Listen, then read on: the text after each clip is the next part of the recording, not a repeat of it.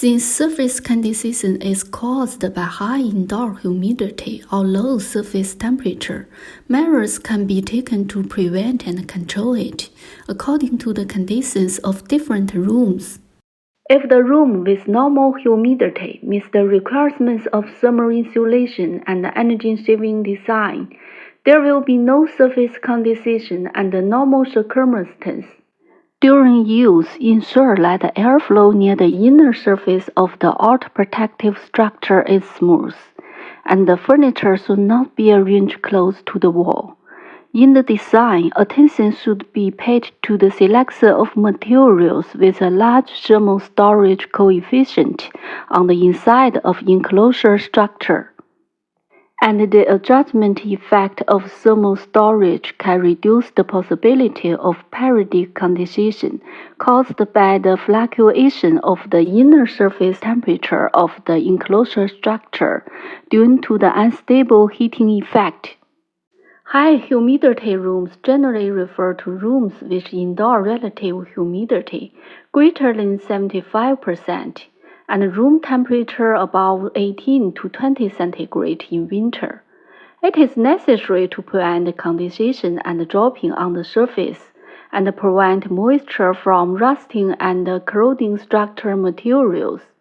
In order to avoid moisture inside the enclosure, the inner surface of the enclosure should be provided with a waterproof layer. For rooms that are immediately exposed to high humidity conditions, a hygroscopic and corrosion-resistant face or coating can be added to the interior surface of the envelope. For rooms that are continuously in high humidity conditions and do not allow dropping water from the inner surface of the roof to fall on equipment and products, a suspended ceiling can be installed and the ventilation of the inner surface of the roof can be strengthened. Prevention and control of internal condensation are mainly based on practical experience and lessons, and can be improved by taking certain structural measures. At present, 4 methods are mainly used. First, reasonably arrange the relative positions of the material layers. Second, set up a vapor bear layer. Third, set up a ventilation interlayer or wind channel. And fourth, set up a closed air layer on the cold side. Let's see the first way. Due to the completed process of moisture transfer and condensation inside the envelope structure, under the same meteorological conditions, when the same materials are used, but the material layers are arranged differently. One construction chain may not have internal condensation, while another chain may appear.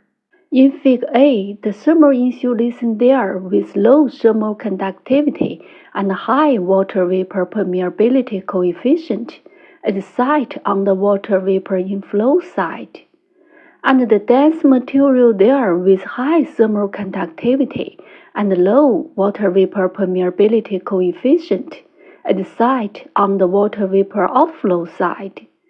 The arrangement of picture B is opposite to that of picture A. As can be seen from Fig A, due to the large thermal resistance of the insulation layer and the large temperature drop, the saturated water vapor partial press line drops steeply, but the actual water vapor partial press line drops gently. Well, the situation in the dense material layer is just the opposite. As a result, the saturated water vapor partial press line in Fig A and the actual water vapor partial press line easily intersects, and the internal condensation occurs. Since the arrangement of Fig B is opposite to that of Fig A, although the chain of temperature and water vapor partial press is the same, in the dense material layer, because of the low temperature drop, the saturated water vapor partial press line drops smoothly, resulting in the actual water vapor partial press line at below the partial press line of saturated water vapor. No internal condensation will occur. Since the water vapor flows into the room in winter, Picture A represents the internal insulation, and picture B represents the external thermal insulation. It can be seen that the internal thermal insulation is prone to internal condensation, and the external thermal insulation is not prone to internal condensation. From this, it can be concluded that the principle of arrangement of material layers is to make it difficult for water vapor to enter and exit easily. Using the principle of difficult entry and easy exit, it is possible to analyze and check whether internal condensation occurs. If the condensation interface is close to the indoor side, you can prevent internal condensation by increasing the external insulation capacity and increasing the temperature of condensation interface, which is the practice of inverted roofing. If the condensation interface is close to the outside, there are two measures to prevent internal condensation. One is to improve the gas barrier capacity of the inner gas barrier layer and reduce the amount of water vapor entering the condensation interface. The second is to set a vent on the outside to make water vapor easily discharged. The second measure is more effective and reliable than the first measure. Let's look at the second method again. When the arrangement of material layer cannot conform to the principle of difficult entry and easy exit, a vapor barrier layer can be installed on the side where the water vapor flows into the insulating air, so that the partial pressure of water vapor decreases sharply before reaching the condensation interface, thereby avoiding the occurrence of internal condensation. This method is currently the most widely used. In order to ensure the durability of the structure, the humidity increase of thermal insulation material in the envelope structure due to the internal condensation and dampness during heating shall not exceed a certain standard. According to the allowable increase in the humidity of the insulation material during heating, the water vapor permeability resistance required for the water vapor to flow into the side of the condensation interface can be obtained. Since the vapor barrier should be arranged on the side of the interflow of water vapor, that is, the side with high humidity all year round, the heating building should be arranged on the inside of the thermal insulation layer, and the cold storage building should be arranged on the outside of the thermal insulation layer. It can be seen from this cold storage diagram that due to seasonal changes, there is a reverse water vapor infiltrating phenomenon between the outer envelope and the milk storage room, and a double vapor barrier is used. There is a one-way water vapor infiltrating phenomenon between the milk storeroom and the refrigerating room, and the vapor barrier is set on the side with relative high temperature and high humidity. The construction quality of the double vapor barrier is strictly required. Otherwise, the condensed water will not easily evaporate when the internal condensation occurs. This figure represents the third method. Since the vapor barrier has an influence on the drying speed of the structure after the building is completed, it is not effective in preventing condensation in high humidity rooms. Therefore, for the outer protective structure of the high humidity room and the flat roof structure where the waterproof membrane is laid, it is better to set a ventilation interlayer or a vent channel on the outside of the insulation layer, and use the ventilation airflow to dry the insulation layer. This is an architectural example. The outer surface is made of glass planes. Originally, there was a gap between the glass plate and the insulation layer, which played the role of a wind channel, and there was no internal condensation on the wall.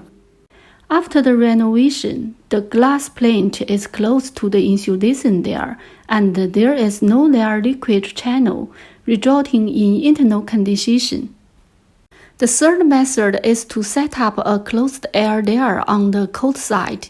Use dry air to absorb water vapor and induce moisture. Next, let's analyze the dew condensation in summer. Dew condensation in summer is a phenomenon of delayed condensation. That is, when the outdoor temperature and humidity increase sharply in late spring, the inner surface of building heats up slowly due to the influence of heat capacity, resulting in its temperature being lower than the dew point temperature of the outdoor air. And when it contacts with high temperature and high humidity outdoor air, it produces strong surface condensation. There are three conditions for dew condensation in summer. First, outdoor high temperature and high humidity, and the air is saturated or close to saturation. Second, the thermal index of some indoor surface is large and the surface temperature is lower than the dew point temperature of outdoor air. Third, outdoor high temperature and high humidity air contact with cold surface of indoor objects. Condensation in summer can only occur when these three conditions exist at the same time, and the dew condensation in summer can be prevented by destroying one of the conditions.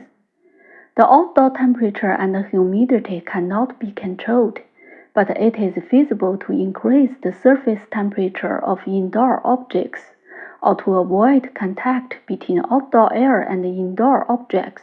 Specific methods to prevent condensation in summer include: the first is to raise the floor or use the first floor as the public room to increase the ground temperature of the first floor to avoid condensation on the ground. The second is to use the air there to prevent moisture. The third is to decorate the interior surface of the room with materials with low heat capacity. The fourth is to use porous materials to absorb moisture. The fifth is to avoid contact of outdoor air with indoor surface by closing doors and windows. The sixth is to use the night ventilation to remove moisture. The seventh is to use the air conditioner to dehumidify and cool down. Measures to prevent condensation on the ground include: the first is to use a material with a small heat storage coefficient as the ground surface there to reduce the difference between the surface temperature and the air temperature. The second is to use the microporous material as the ground surface there to absorb moisture. Third is to strengthen the moisture barrier of the cushion. The fourth is to raise the outdoor air inlet, so that the outdoor air and the indoor air are mixed first and then contact with the ground. The fifth is to close the doors and windows when the outdoor air humidity is high. The sixth is to make the surface temperature higher than the dew point temperature of the air. Think about it. How many functions of air there have we talked about so far? Do these functions require the air there to be closed or open? What else does the air there do?